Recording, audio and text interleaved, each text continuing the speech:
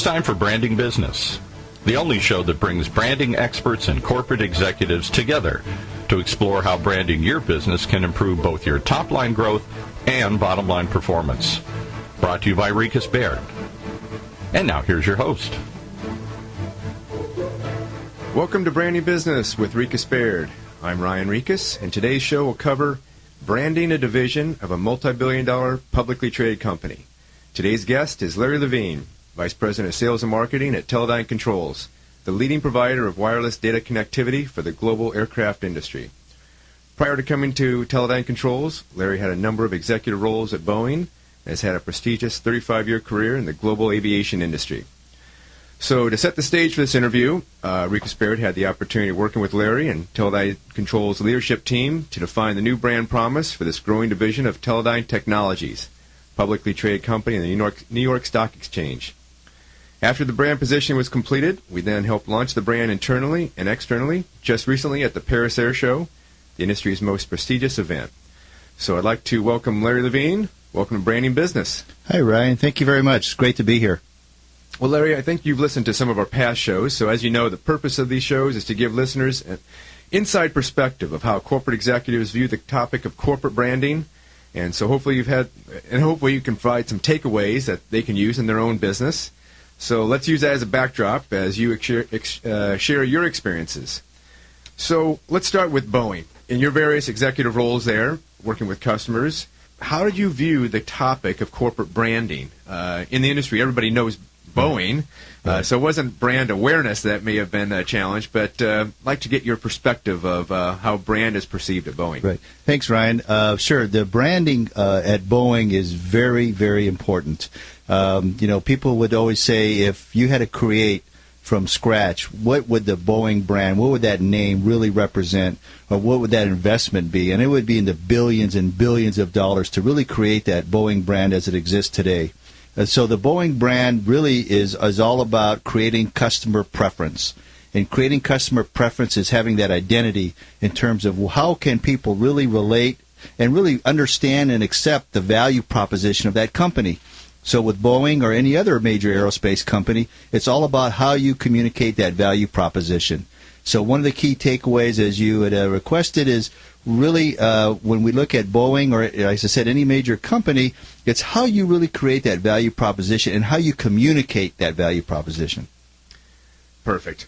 Now you transition to Teledyne Controls, although part of a multi-billion-dollar company, yet Teledyne Controls is just one of many. I think there's almost 100 companies within Teledyne Technologies, right? So in your role as VP of Sales and Marketing, you arrive, and maybe you can talk about your view of what you wanted branding to accomplish at this new organization. Sure. Well, one quick thing. I believe there's only about 40, just under 40 different Teledyne divisions, but it's certainly very diversified from oil exploration to space to undersea exploration to camera technology. So Teledyne Technologies is a very diverse corporation. Teledyne Controls is in a niche market around data acquisition, acquiring data from the airplanes as we fly today on 737s, Boeing 777, or Airbus A320 or A330 aircraft. It's what we provide is a service of collecting and managing that information off the airplane and back to where it really needs to go, to the engineering or to the maintenance operations of that airline.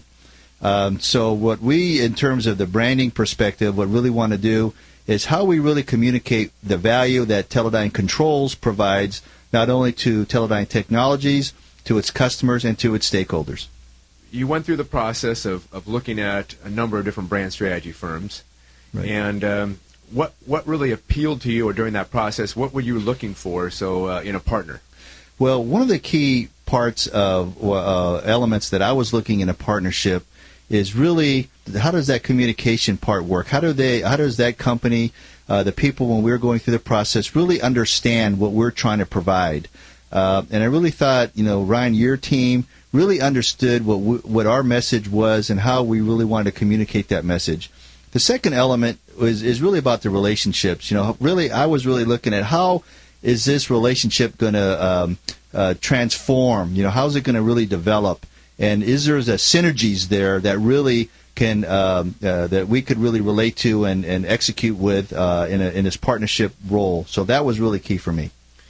All right, I appreciate that. And being a division of a large parent organization, I remember you said you still have to sell this into the parent organization because as being engineering driven, not always focused on branding, right, and didn't necessarily quickly understand as some B2B companies do the value of brand strategy. Maybe you can talk a little bit about that process as well. Sure. The corporation, very close attention to how each of their units, how each of their divisions really communicate their image and how they transform their message. And so one of the things that my team needed to understand first is what were the expectations of the corporation as it relates to how the brand message is communicated.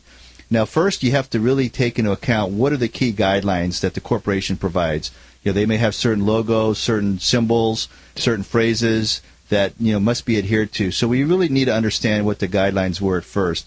But then the second element was what kind of latitude do we have as a division of a bigger corporation? What kind of latitude can we use and to really communicate what our specific message is, not really what the corporation's message is, but again being sensitive to what their guidelines were. What I had to really share with the corporation was what we were trying to do and how that's also going to leverage the broader Teledyne Technologies brand. Perfect point. We work with some clients on a global level at the very corporate level, and then some we work with divisions. So you're absolutely right. Parent organization has a corporate brand, and of course, as a division, you have to respect that and work within that. But at the same time, you have your own unique story that you have to develop and tell, and consistently throughout the organization and into your customer base. Let's talk a little bit about the brand development process. I know you represent sales and marketing, but as we spoke early on, branding isn't about marketing or sales. It's more of a corporate initiative. Right. I'm so glad you were receptive to the idea of developing a brand steering committee comprised of cross-functional divisional leaders. And It was great. We had HR, we had your CFO, we had customer service, we had sales, we had product development, we had business development. So from my point of view, it was a very effective team that stayed together for 3 months. But let me hear your point of view of how that worked internally. No, I thought first, hats off to you and your team for having this process to begin with. Again, you went back, you asked what was key in the selection process. Well, I believe the folks that we had talked to really didn't have what I thought was a real formal, very well thought out process. I thought the RiechesBaird process really resonated with what we had and really provided, I think, a very good path to what we wanted to accomplish as a goal. Now, when I was looking at assimilating this team for the steering committee, I also recognized that not only is the branding for the external component, our customer set, our external customers, our stakeholders, but also the internal part with our company, with our people. And so one of the elements was having our human resources person really integrated because they're really key in how they message to the broader employee base. And, of course, we have offices all over the world. So I really wanted to make sure that we had the buy-in and the support of the human resources organization. And then the other element was our engineering part of our organization because Teledyne Controls is very engineering-centric. We have a lot of engineers and program managers at our company because just by our product set and what we provide to our customers.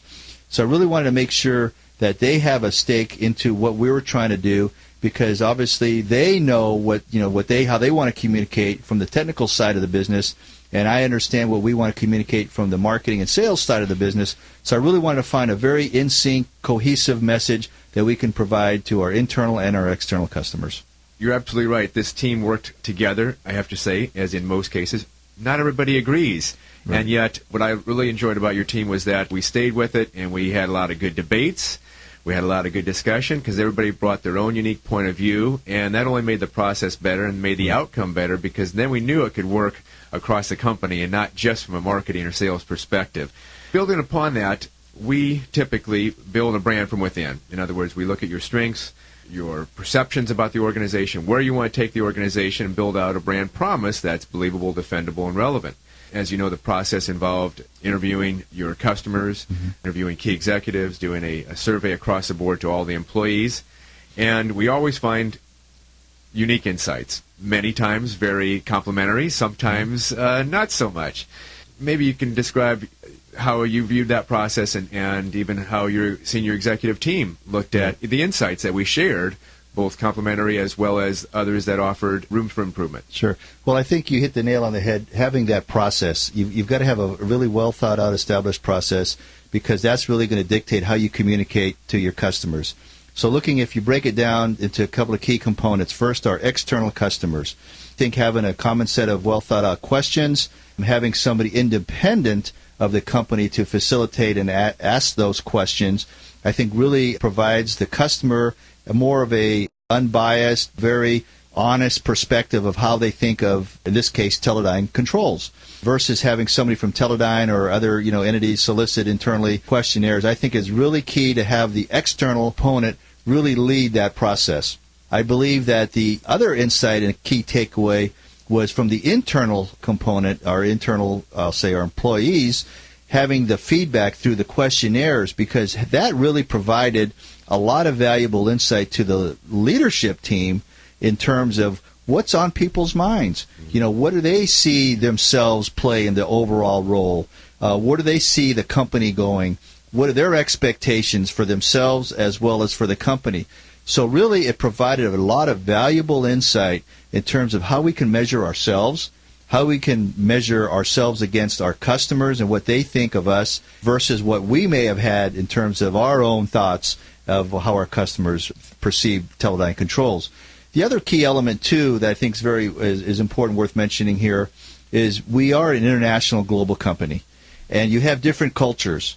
And we may, through our own experiences, have one set of, expectations. And really, when you deal across the broader, across the world and different cultures, it's really good to have a good, concise picture of what their expectations may be. So I thought your process really provided that conduit of knowledge and exchange of information that was very valuable to us. Well, good. Well, I'm glad you mentioned the internal audience and the opportunity for your internal team to share their opinion where they're at. And you're absolutely right. In most cases, a firm like ours is initially hired because brand can help an organization grow. Right. At the same time, how are they going to grow but by be better aligned, working together as a team? And so as part of our process, we typically, after we develop the brand promise, develop the core statements of purpose, vision, and mission. I think we got the most passion from your team about those statements. Of course, purpose is why do you exist, and the vision, what do you aim to achieve, right. What's your destination.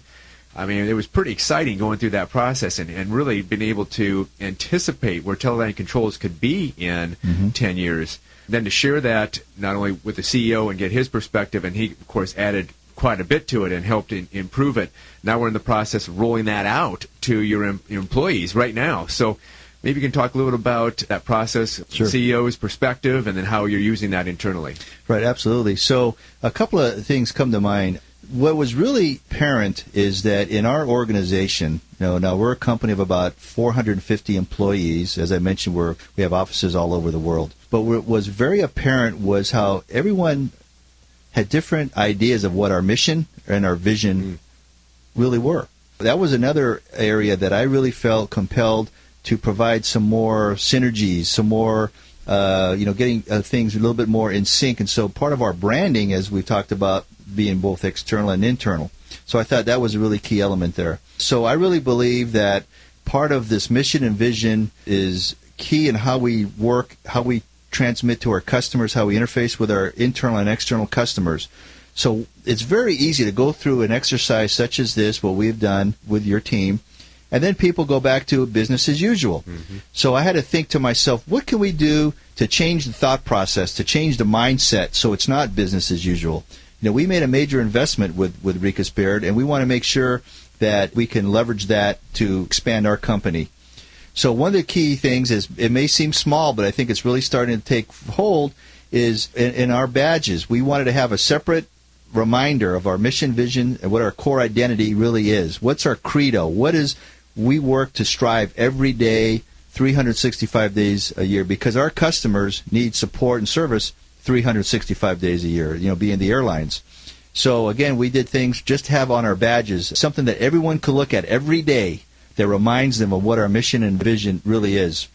We're going to start putting throughout our facility, we're going to start having our purpose statements. We're going to start having more visual aids that remind people.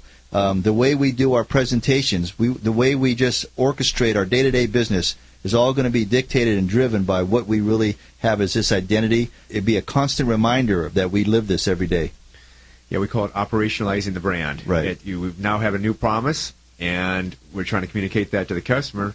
And, of course, now we need the employees to be able to both understand that promise, but more importantly, to live it and to have passion behind it. And that's really where a company starts clicking on all cylinders. I mean, you guys are very successful today, but I can see that there's now some momentum going, and that's pretty exciting. It is. It's very exciting.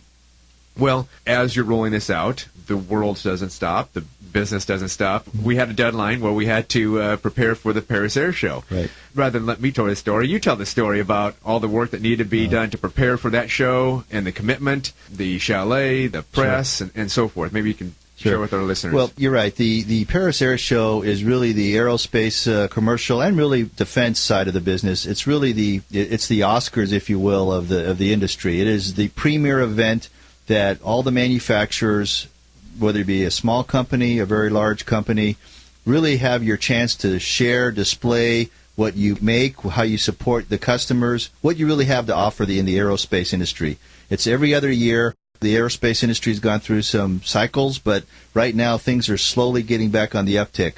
So then if you take that down a notch, our company, our corporation really has never displayed at the Paris Air Show. I think they did as a corporation maybe about 12, 14 years ago. Didn't really meet the expectations.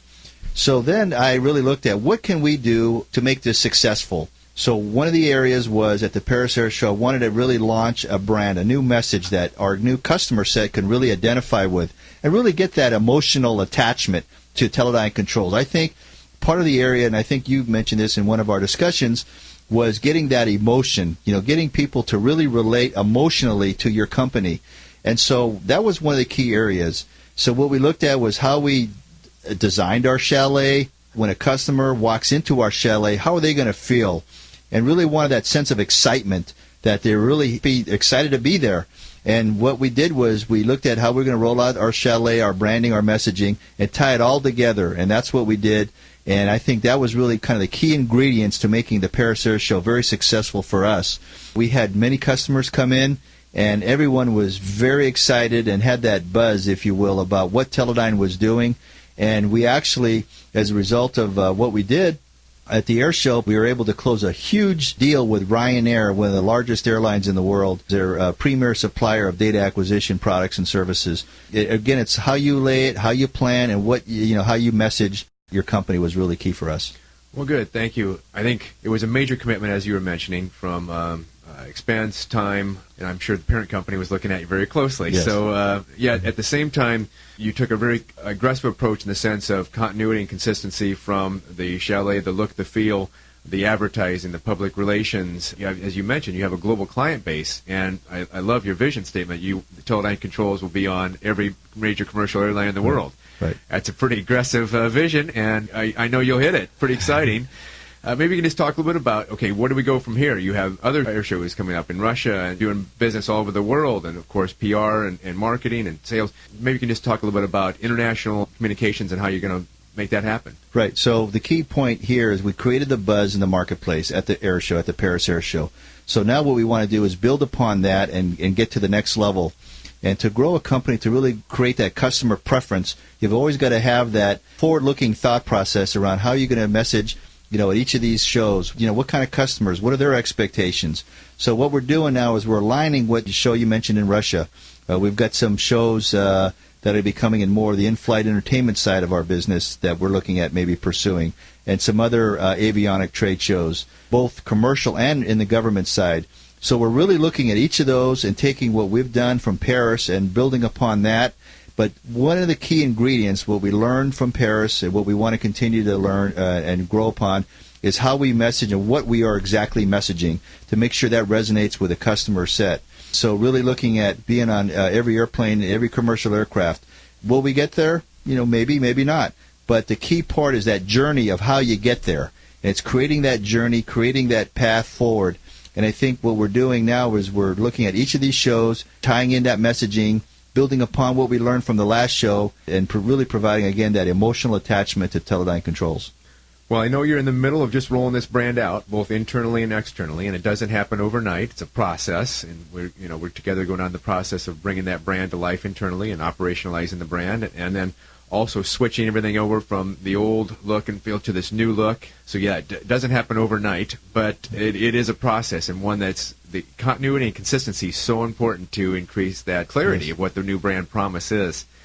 So I think we're almost out of time, unfortunately, but any final thoughts or input that you could give our listeners on this process and kind of the results you're seeing, or just any other input? Sure. A couple of key thoughts kind of come to mind. Number one, it's really key to have a partner that you could establish a really close relationship with, because this, as you said, is a big investment in the company.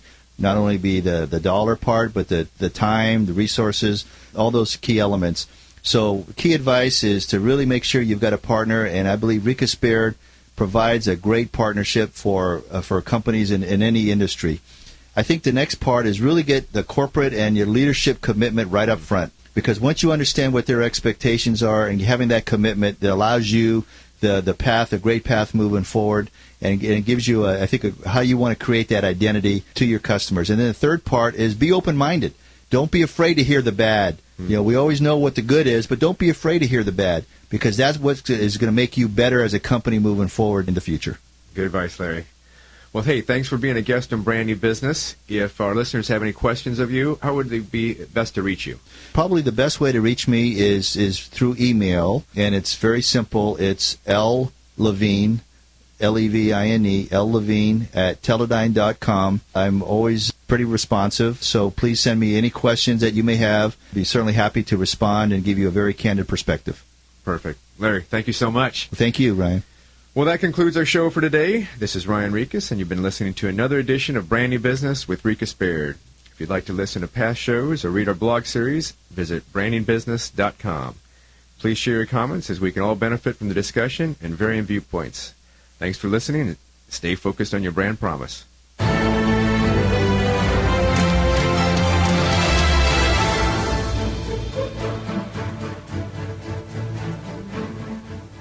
You've been listening to Branding Business, the only show that brings branding experts and corporate executives together to explore how branding your business can improve both your top-line growth and bottom-line performance. To hear more, simply visit our website, brandingbusiness.com, or tune in next week to learn how you too can build your brand and move your business forward. Brought to you by RiechesBaird.